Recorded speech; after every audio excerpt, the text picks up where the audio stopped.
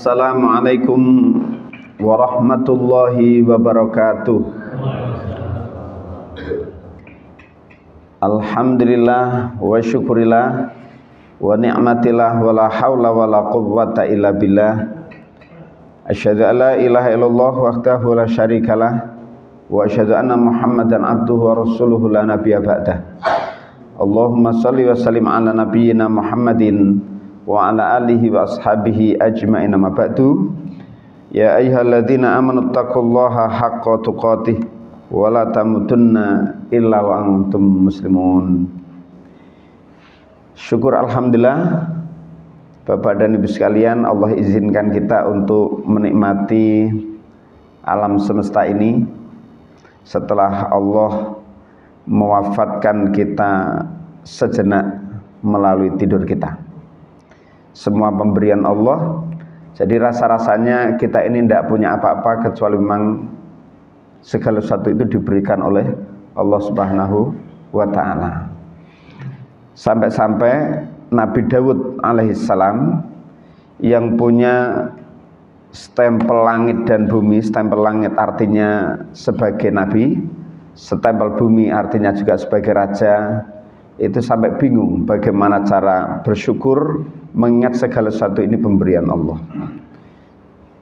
Di dalam tafsir Ibnu Katsir ada penjelasan dan ada ungkapan dari Nabi Daud alaihissalam yang menyatakan bahwa, ya Allah, bagaimana saya bisa bersyukur?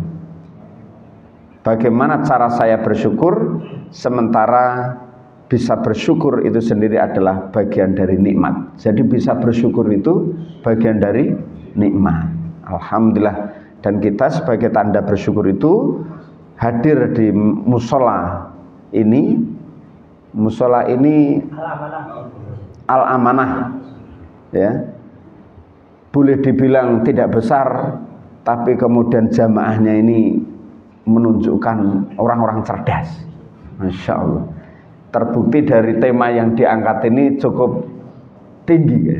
Ini tentu saja adalah karena pembinaan yang luar biasa yang diselenggarakan secara bersama-sama. Alhamdulillah, mudah-mudahan ini akan membangun umat ini lebih berkembang lagi. Memang di dalam Al-Quran itu banyak ayat yang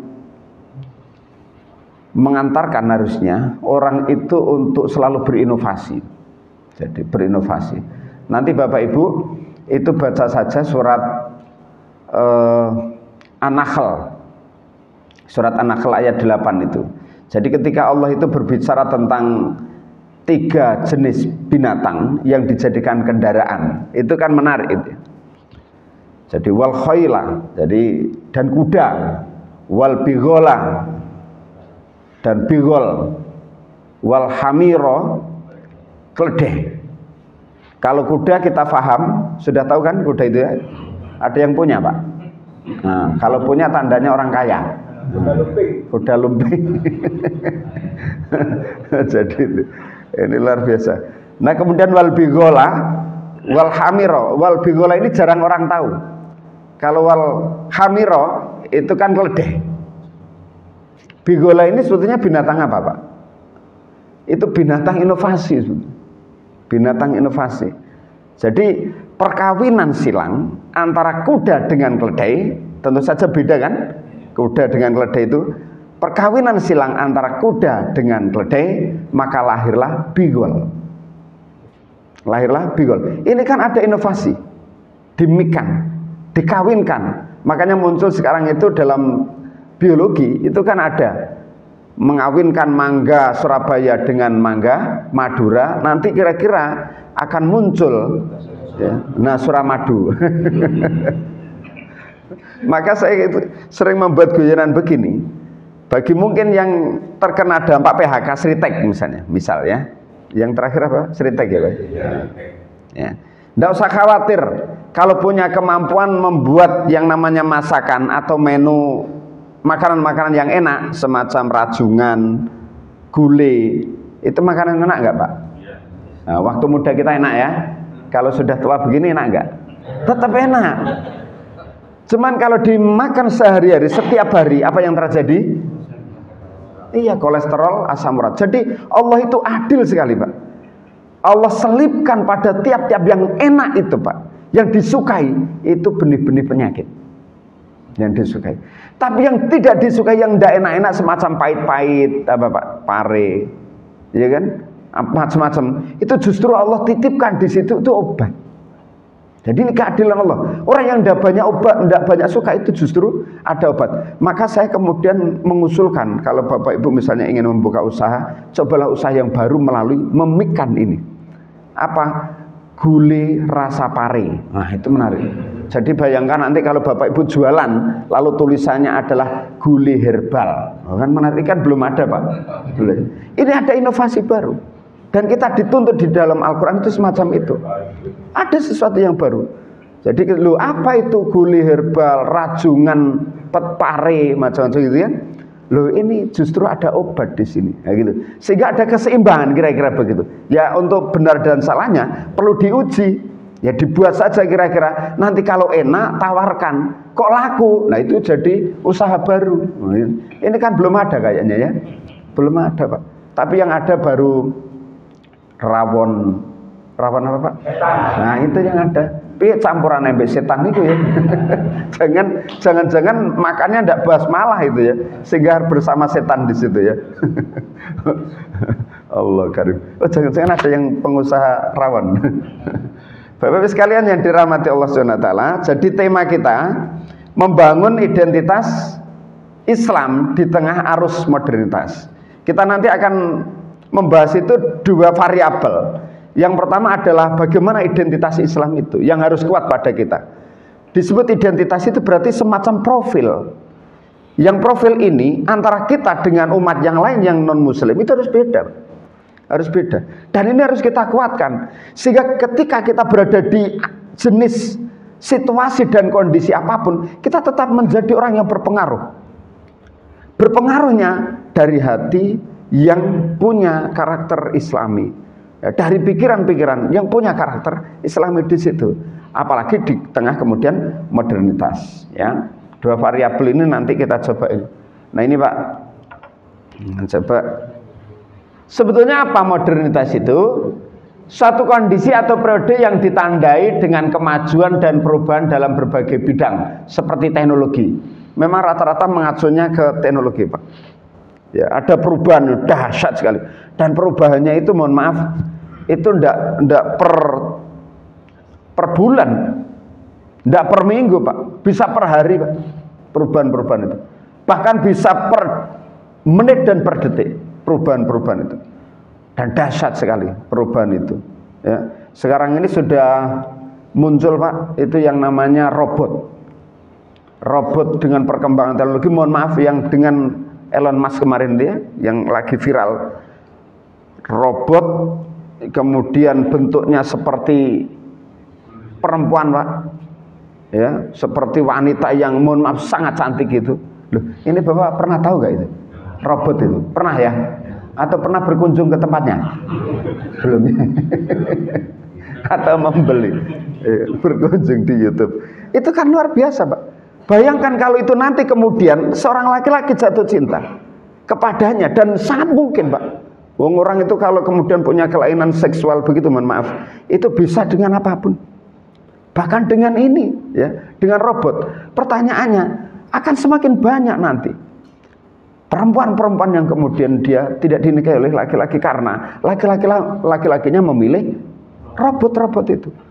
Jadi ini ya, enggak tahu, kalau kita mungkin tidak pernah membayangkan, tapi orang-orang tertentu itu bisa melakukan itu semuanya. Ini perkembangan teknologi di situ. Ya, termasuk ilmu pengetahuan dan sosial. Ya. Modernitas mencerminkan pergeseran masyarakat menuju pemikiran kritis, inovasi, serta seringkali mengabaikan atau menyesuaikan tradisi yang ada. Jadi ini modernitas. Nah, ini ciri-cirinya sekalian. Ini ciri-cirinya modernitas, ya, adanya pembangunan teknologi, ya, penggunaan alat dan teknologi canggih. Nah, Pak, mungkin kita dulu tidak pernah membayangkan telepon itu dengan melihat wajahnya. Ya. Ketika kita berada pada kondisi di mana teknologi itu belum secanggih ini. Tapi kalau berbicara Al-Quran itu ada semua, Pak. Berbicara Al-Quran itu lengkap, Pak. Makanya identitas Muslim itu ketika dia melekat pada dirinya Al-Quran, harusnya dia lebih dari sekedar teknologi-teknologi. Dulu ketika kita telepon, itu mungkin tidak pernah terbayang bisa lihat wajahnya orang yang kita telepon. Ketika kondisinya itu telepon harus pakai kabel, ya kan? Pakai kabel. Tidak pernah terbayang, Pak. Lah tiba-tiba ada dengan telepon tanpa kabel. Mungkin juga tidak pernah terbayangkan juga tanpa kabel tapi bisa melihat wajahnya. Faktanya sekarang bisa, Pak. Nah sekarang suatu saat, Pak, nanti itu akan terjadi dengan perkembangan teknologi yang ada, di mana itu misalnya seorang suami itu berada di Amerika, istrinya berada di Amerika, jadi Ameriki, ya di sini maksudnya, Pak. Ya, istrinya ada di sini. Lalu suami yang ada di Amerika itu bilang begini, malam ini saya kok kangen ya sama mama, karena lama ndak pulang misalnya ya, lama ndak ketemu. Bisa nggak ke sini? Dalam sekejap itu sampai di situ, Pak. Apakah yang sampai di Amerika itu, yang ketemu dengan suaminya ini, seorang istri, ini jadi-jadian jin, ataukah kemudian memang real manusia? Yang itu adalah suaminya itu. Kira-kira, suaminya bisa nggak, Pak, itu istrinya? Bisa juga Star Trek. Bisa, Pak. Kita ini kan tidak pernah terbayangkan itu terjadi. Itu bisa terjadi. Di mana misal istrinya yang kan, bisa kan pulang sebentar aja, bisa, hanya sekejap cekling bisa nyampe, Pak. Bapak-bapak kepingin makan tengkleng gajah. Kira-kira tengkleng gajah di mana, Pak? Jogja. Ini kayaknya saya kepingin tengkleng gajah sih.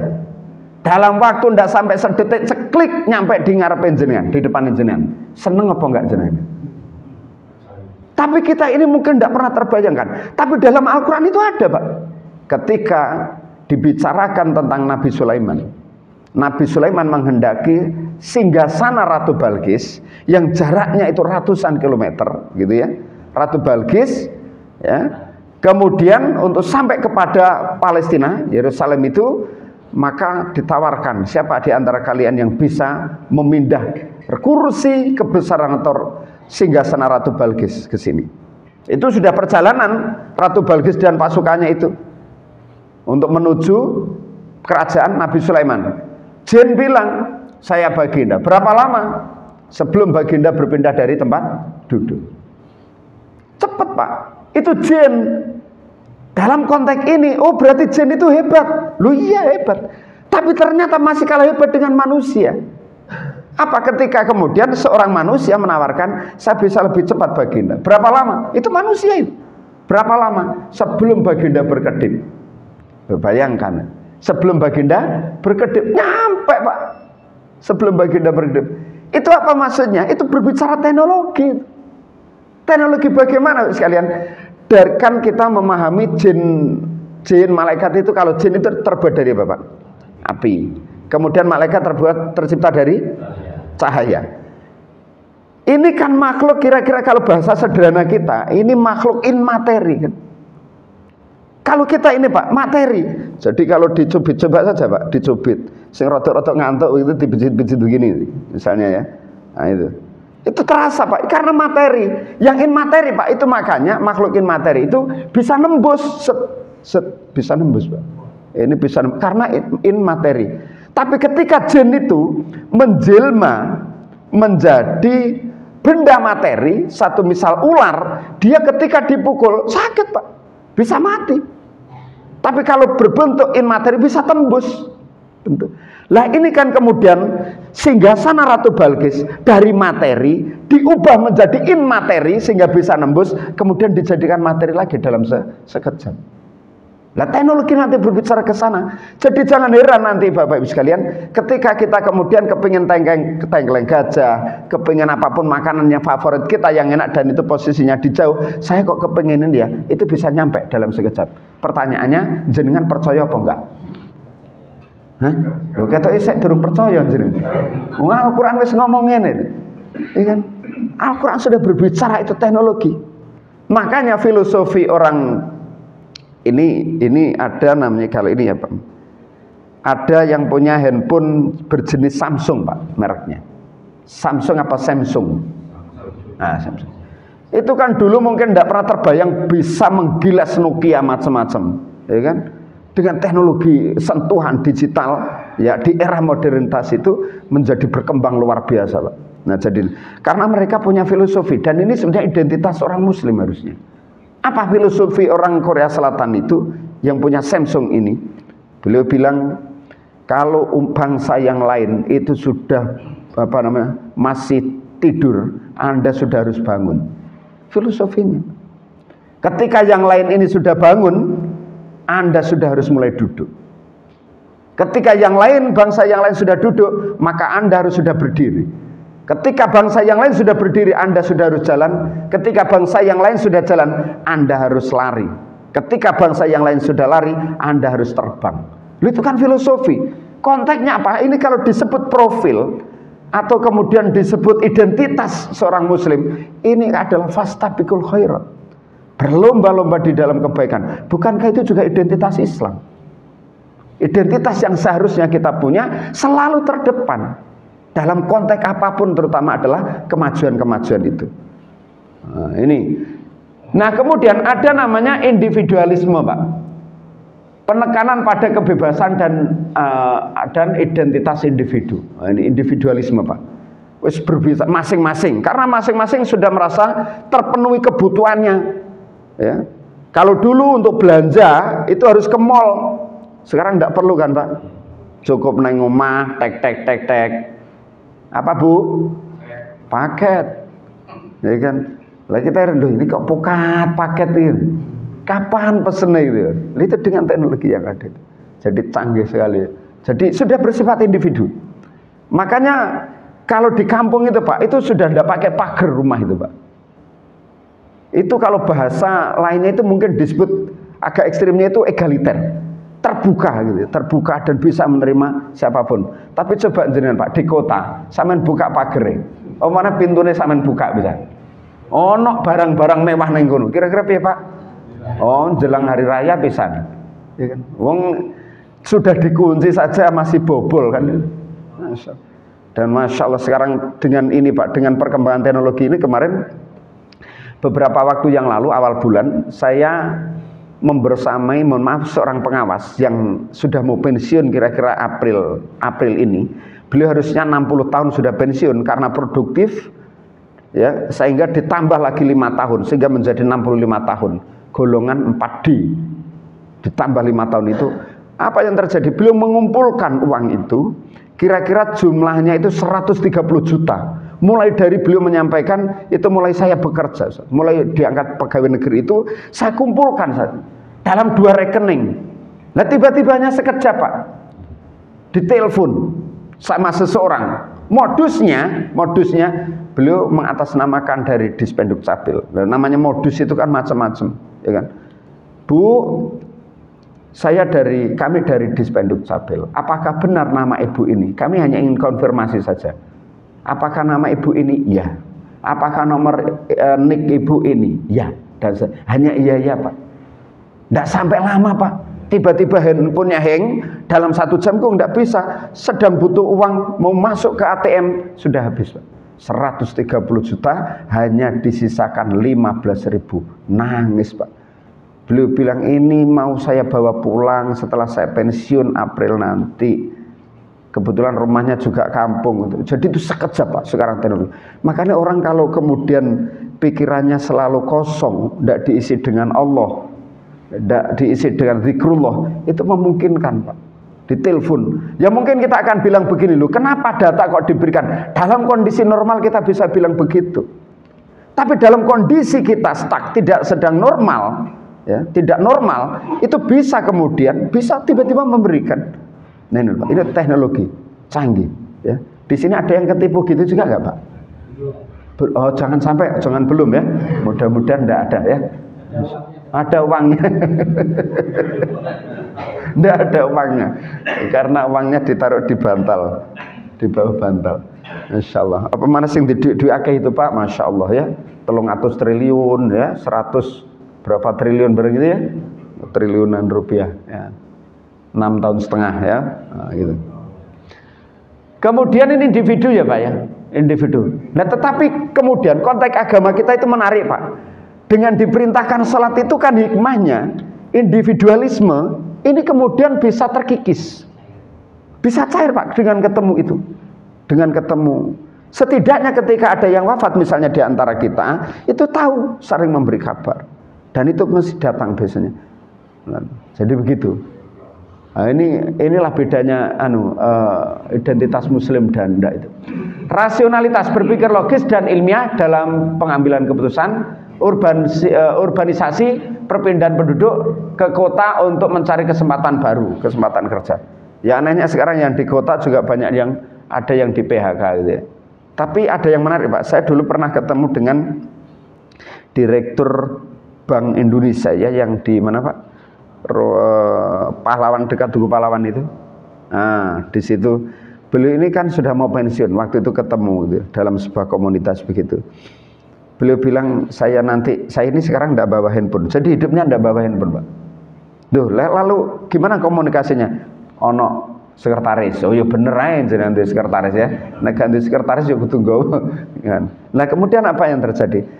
Di kota ini kita ini terlalu sibuk dan dikalutkan pikiran-pikiran kita. Maka apa yang hendak dilakukan setelah pensiun? Nanti setelah pensiun saya ingin kembali ke kampung dan bersawah. Ya, bersawah. Karena kita tertarik, kenapa kok ingin kembali ke sawah lagi? Di sawah itu lebih alami. Oh gitu. Itu karena kira-kira bosen di duit akeh kata ya Pak ya. Nah, nek durung bosen kata ya gak iso ngono. Lho ada loh Pak orang bosen itu. Bosen sugih loh ono Pak. Di sini ada bosen wis sugih ngono. Guru ngono ya. Jadi ada Pak bosen. Karena saking bosennya jadi orang kaya Pak, sampai kemudian jualan tahu tek. Saking bosennya jadi orang kaya. Lu kenapa Anda kok jualan tahu tek? Bosen aku dadi wong sugih. Dadi wong sugih lho bosen. Lah kita ini bosen dadi wong larang. Enggak begitu juga ya. Jadi bosen. Lah jangan-jangan Pak yang penjual tahu tek itu sajane ya wis bosen sugih. Masyaallah. Nah ini Pak banyak yang datang ke kota. Globalisasi, keterhubungan antar negara dan budaya yang makin dekat. Tidak ada jarak Pak. Wong bumi ini kan di global kan, global bumi itu Pak. Global ya kecil saja kalau global itu ya bumi, tapi kemudian diminiaturkan kecil ya. Kita mau ke sini dengan ke sini itu kan cepat sekali. Tidak ada jarak Pak. Sekarang kita kepengen menghubungi orang tua kita, Bu, bagaimana kabarnya? Itu bisa sewaktu-waktu. Jadi tidak ada jarak Pak. Lah karena tidak ada jarak nanti tentu saja ada kelemahan dan kekurangannya di situ. Nah Bapak Ibu sekalian, di era derasnya ini semuanya, termasuk budaya-budaya Barat juga masuk. Bahkan mohon maaf di handphone kita, anak-anak kita ini itu sudah aktif dengan menggunakan gadget itu. Seolah-olah kalau anak kita ini sudah di rumah kita tenang, masuk kamar kita tenang, padahal yang dilihat itu adalah menjelajah dunia ini. Menjelajah dunia ini. Lah, menjelajah dunia itu di barang yang kecil ini, yang berupa handphone ini atau smartphone ini, itu adalah bisa melihat segala sesuatu, kadang-kadang iklan. Iklan yang mohon maaf, bajunya perempuan itu yang seharusnya ia pakai pakai XL sesuai ukuran badan, tapi beliau ini mereka semuanya pakai ukuran S. Kalau bajunya harusnya ukuran XL lalu pakai S, apa yang terjadi Pak? Nah itu iya. Lah pertanyaannya Pak, ketika bapak-bapak itu melihat itu iklan sret begitu, jenengan delok dilanjutkan, wah ini kok apik, ataukah diklik ataukah dilewati aja Pak? Dilanjutkan lagi. Dilanjutkan. Loh, ini loh Pak, sehingga ini mempengaruhi anak-anak kita. Makanya keinginan anak kita, cita-cita anak kita ini juga beragam Pak. Kalau dulu cita-cita kita waktu kecil, kalau tidak jadi dokter, TNI, macam-macam itu. Yang real begitu. Anak-anak sekarang sudah macam-macam, Pak. Saya ingin menjadi artis, saya ingin menjadi YouTuber, gitu kan. Loh apa kok ingin jadi YouTuber duwe akeh, iso tuku segala sesuatu. Jadi orientasinya sudah ke sana. Lah, dalam konteks itu, Pak, yang kadang-kadang kita menyebutnya juga ke depan ini juga mungkin kalau dulu disebut disrupsi ya, era tidak jelas itu. Kemudian ada yang menyebutnya sebagai VUCA ya. FUCA itu ya. Jadi kompleksitas penuh dengan masalah dan tidak ada kejelasan, ambiguitas, semuanya serba ambigu itu. Nah, bagaimana kemudian kita menguatkan identitas kita, Bapak Ibu? Yang pertama, identitas Islam itu bertauhid. Kita sudah sering kajian saya kira di sini bersama Pak Dr. Najisan. Itu bertauhid, Pak. Itu identitas itu. Lah manfaat orang yang bertauhid, Pak, itu dia akan menemukan arah yang pasti dalam kehidupannya. Jadi arahnya pasti karena memang bertauhid, Pak. Jenengan mau kemana sih? Saya mau ibadah. Ibadah untuk siapa? Untuk kepada siapa? Kepada Allah. Orientasinya jelas, Pak. Jenengan sekarang mau kemana? Bekerja. Oke, bekerja untuk apa? Saya bekerja untuk mencari ridho Allah. Lah pada konteks ini, Pak, orang kalau kemudian arahnya ini sudah pasti, ya, dia akan sudah menemukan kompas dan arah, maka hidupnya ini tidak akan terombang-ambing, Pak. Hidupnya tenang. Bapak Ibu mungkin pernah menjumpai saya kemarin ngisi di PT PAL di masjid apa itu Baharudin apa Pak ya? Di situ.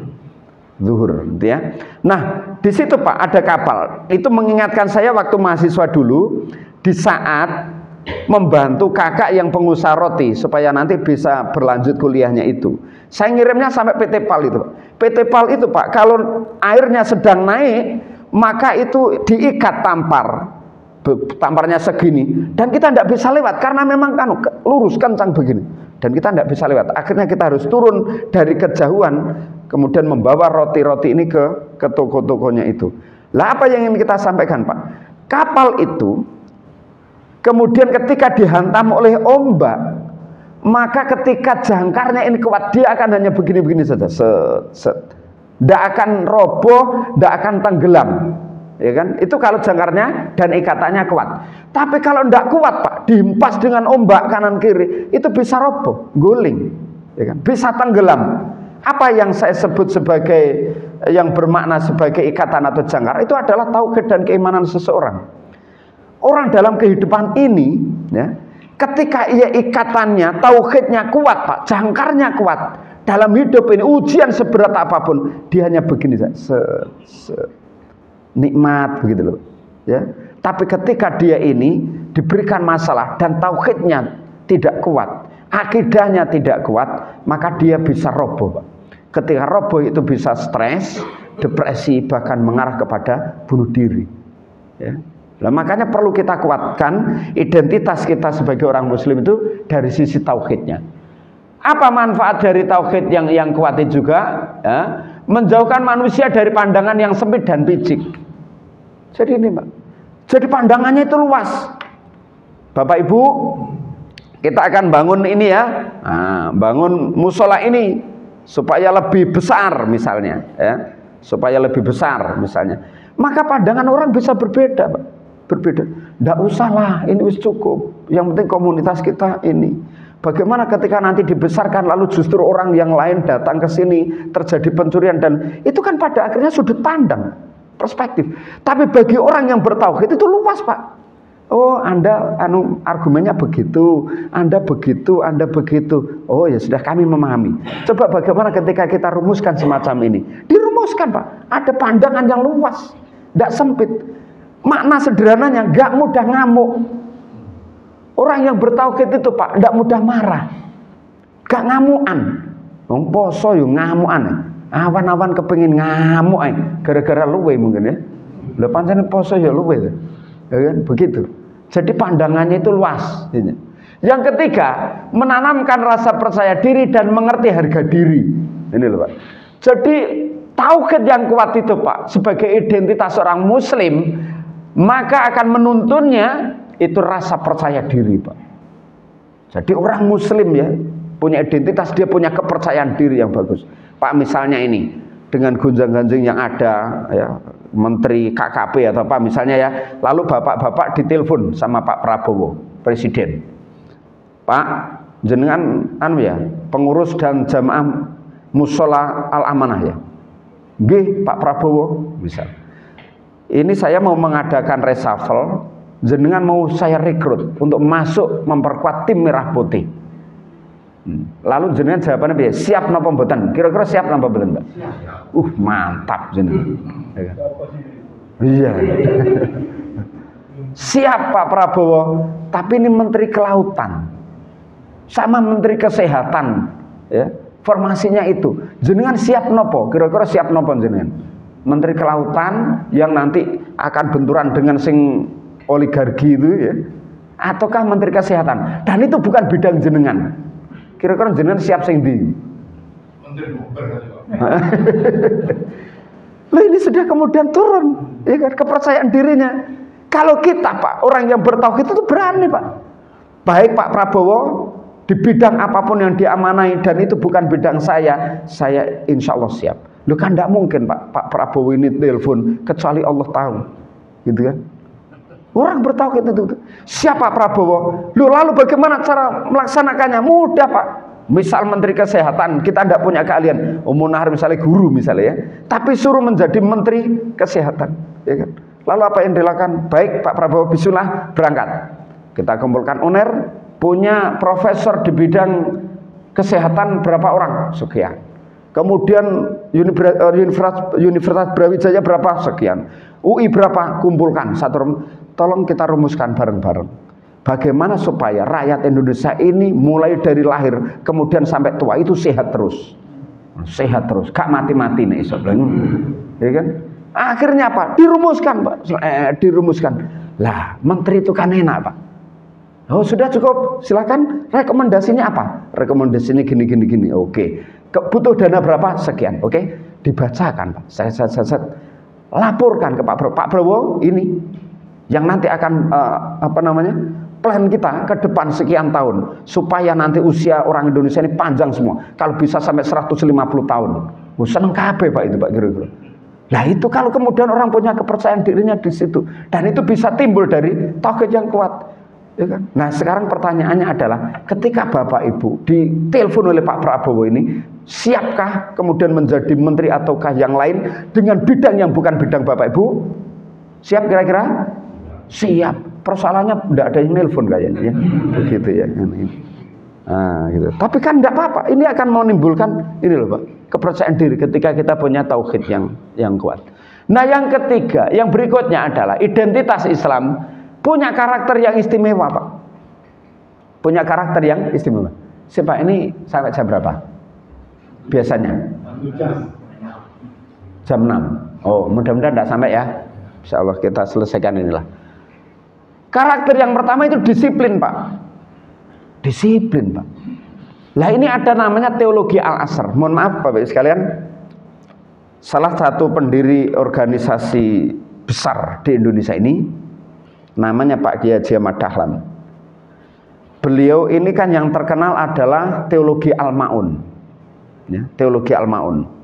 Itu diajarkan oleh Kiai Haji Ahmad Dahlan menjadi tidak sekedar tafsir tetapi perilaku dari teologi Al-Ma'un yang kemudian peduli kepada anak yatim dan lain sebagainya. Maka lahirlah kelembagaan yang namanya panti asuhan, lahirlah PKU ya, kemudian pusat kesehatan umum atau apa itu ya kan, namanya rumah sakit itu. Nah itu dari Al-Ma'un itu Pak. Nah ternyata itu diajarkan oleh Kiai Haji Ahmad Dahlan ini itu 3 bulan. Loh Al-Azhar ini Pak, itu lebih dari 3 bulan Pak. Hampir 8 bulan mengajarkan. Pagi begini setelah subuh pada jamaah bapak-bapak. Kemudian nanti jam 8-an itu kemudian remaja. Sama materinya Al-Azhar. Nanti zuhur itu jamaah ibu-ibu. Jadi terus begitu. Diajarkan kapan? Ini selama 8 bulan. Ini menunjukkan Al-Azhar yang hanya 3 ayat itu menjadi penting. Wal asr, demi waktu. Innal insana lafi khusr. Sesungguhnya manusia, kira-kira kalau bahasa kita, seluruhnya itu dalam kondisi rugi, banyak menyia-nyiakan. illal ladzina amanu wa amilus sholihat wa tawassabil haq wa tawassabis sabr. Jadi ini disiplin. Dan di dalam puasa ini kita diajarkan untuk berdisiplin. Panjenengan itu waktunya berbuka. Misalnya sekarang jam 18 lebih 40 berapa Pak? 48 atau 47 ya misalnya ya. Atau 37 itu ya. Nah, lalu Bapak Ibu ini belum kurang 1 menit berbuka itu, Bapak Ibu bisa menjaga itu, menahan. Masih kurang 1 menit, walaupun lapar luar biasa, haus luar biasa, kurang 1 menit. Itu menunjukkan kedisiplinan itu. Makanya orang yang kemudian menjalankan ibadah puasa, idealnya dia akan memiliki disiplin yang sangat tinggi. Lah, konteks ini ketika kita terapkan pada kehidupan kita, tempat bekerja kita, harusnya kita ini tidak pernah terlambat. Walaupun hanya 5 menit, bahkan 1 menit sekalipun. Mungkin ini sekarang itu banyak terjadi Pak ya. Orang itu memilih pekerjaan itu, yang dia masuk kantor ceklok itu persis kalau jam 8 masuk ya jam 8 itu ya kan? Jarang sekali yang melebihkan artinya melebihkan bekerja, dia sudah ada di situ sebelum waktunya itu. Jarang sekali. Dan ketika jam 4 sore pulang, dia juga persis di situ. Lah tapi ada yang disiplin juga. Ketika kita tanya seorang ibu-ibu di depan ceklok begitu, loh Bu kok enggak ceklok-ceklok? Oh iya Pak, ini kurang 1 menit. Nah pakai itu disiplin gitu ya. Jadi bayangkan 1 menit itu dia tidak pulang, hanya kurang 1 menit di depan ceklok, dia tunggu 1 menit. Kenapa? Lah karena kalau nanti enggak ceklok atau kurang 1 menit, itu enggak diakui transport loh. Akhirnya motivasinya lain. Disiplinnya itu. Tapi apapun lah yang menjadi tujuan, orientasi memang harusnya kepada Allah begitu. Tetapi al-asr itu kedisiplinan itu menjadi penting. Ya ini jadi begitu. Banyak hal yang menunjukkan disiplin itu. Kemudian menjaga amanah Pak. Nah ini juga kemudian identitas Islam. Apapun amanah yang diberikan itu diberikan. Ini kalau dibahas lagi, dahsyat lagi Pak. Amanah, tentang amanah. Ternyata istri kita ini amanah, anak ini amanah, suami itu amanah, bahkan kesehatan itu juga amanah gitu ya. Fisik kita amanah, rizki itu amanah, semua amanah yang harus kita kemudian tunaikan dan jaga dengan baik. Ya kita memandang bahwa amanah itu hanya sebagai presiden, gubernur, bupati, wali kota, bahkan mohon maaf yang paling struktur yang paling kecil sekalipun RT itu juga amanah loh Pak. Dan dalam konteks ini Pak ya, semakin tidak ada gajinya sebetulnya semakin bagus. Semakin gak ada gajinya semakin bagus. Contohnya apa? Takmir. Pertanyaannya, takmir di sini ada gajinya enggak? Enggak ada. Tapi semakin bagus. Kenapa kok bagus? Mungkin bukan kita yang takmir, kita yang dikayakan oleh Allah, tapi nanti akan berimbas kebaikan ini kepada anak cucu kita yang akan dikayakan oleh Allah. Maka kita semakin tidak ada, biasanya semakin ikhlas. Tapi nek gak ikhlas, yo hilang kabeh. Jadi apakah harus takmir? Tidak juga. Misal kita punya amanah masjid ini, secara bersama-sama ini juga amanah kita, karena posisinya di kampung kita. Ketika ada yang kotor, kita ikut membersihkan. Itu sebagai cara menjaga amanah ini dari Allah ini.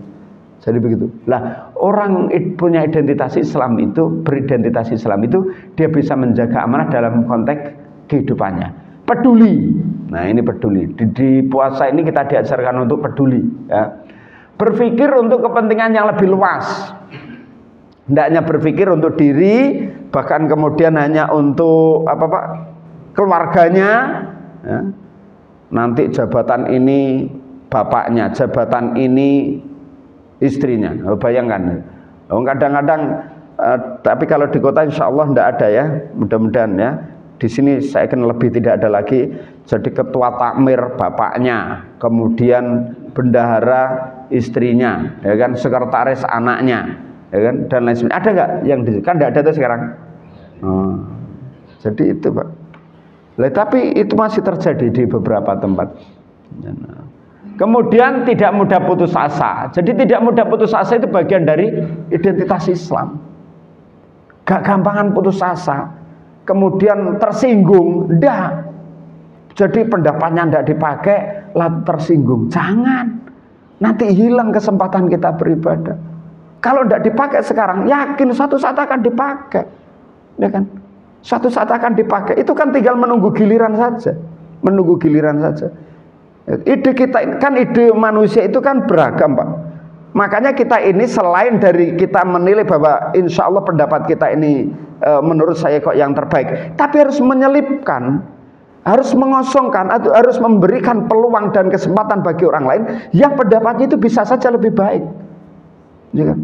Makanya di dalam bukunya Pak Ari Ginanjar itu kan kemudian ada kotak kecil. Kotak kecil ini di dalam kotak yang lebih besar. Jangan-jangan ini juga pendapat orang lain yang lebih besar pikirannya ini.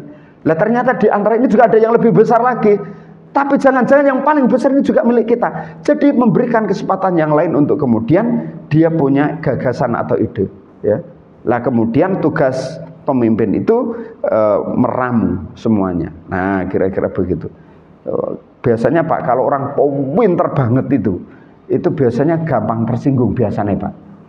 Makanya dadi wong iku sakjane sing paling apik pinter banget atau biasa-biasa sih Pak. Sing paling apik itu menurut jenengan. Hah? Pinter banget, ya. Tapi resikonya biasanya itu adalah mudah tersinggung. Tapi yang hebat itu pinter banget, ya. Tapi tidak mudah tersinggung. Kan? Apakah ada? Ada. Itu ketika dia ini banyak tirakat, banyak menunaikan ibadah puasa, kemudian dia peduli kepada dan itu bisa dilakukan bagi orang-orang yang ahli sujud biasanya, Pak. Ahli sujud, tahajud itu dia akan sangat terbuka, hatinya lembut dan lain sebagainya, walaupun punya kecerdasan yang tinggi. Nah, yang ketiga Pak, ini bagian terakhir ya. Punya pemikiran jangka panjang, ya. Terbuka pada ide baru. Jadi tidak stuck Pak. Orang muslim itu harusnya tidak stuck. Dia harus sesuatu yang baru. Seperti yang saya contohkan tadi, ya, inovasi, selalu berinovasi. Lah Allah itu kan mengajarkan inovasi itu melalui melalui ayat yang saya sampaikan terkait dengan kuda, kemudian bigol dan keledai kan. Tapi kan itu ayat selanjutnya ada yang menarik. Wa yakhluqu ma la ta'lamun, dan aku menciptakan sesuatu yang engkau tidak tahu. Jadi wa yakhluqu itu khalaqo, ya. Kalau dalam Asmaul Husna itu disebut sebagai khaliq, yang mencipta. Kita sebagai makhluk yang diciptakan. Khaliq itu apa? Menciptakan sesuatu yang sebelumnya tidak ada lalu diadakan, itu menciptakan. Ada inovasi. Makanya ketika ada kuda kemudian keledai dikawinkan, itu muncul sesuatu yang baru, namanya bigol. Lah cara meneladani Asmaul Husna al-Khaliq ini adalah bagaimana kita menciptakan sesuatu yang baru. Dan untuk bisa menciptakan yang baru, kita ini terbuka pada ide-ide baru. Terbuka Pak dengan ide-ide baru. Tidak peduli itu dari mana, bukan dari siapa yang menyampaikan, apa yang disampaikan. Itu konteks agama kita begitu. Lah rata-rata dari kita ini dari siapa itu? Nah dari ini jangan-jangan begini. Dan pada konteks agama memang kita satu sisi disarankan begitu. Dengan majunya teknologi kan sekarang bermacam-macam konteks fikih itu ada sekarang gitu kan.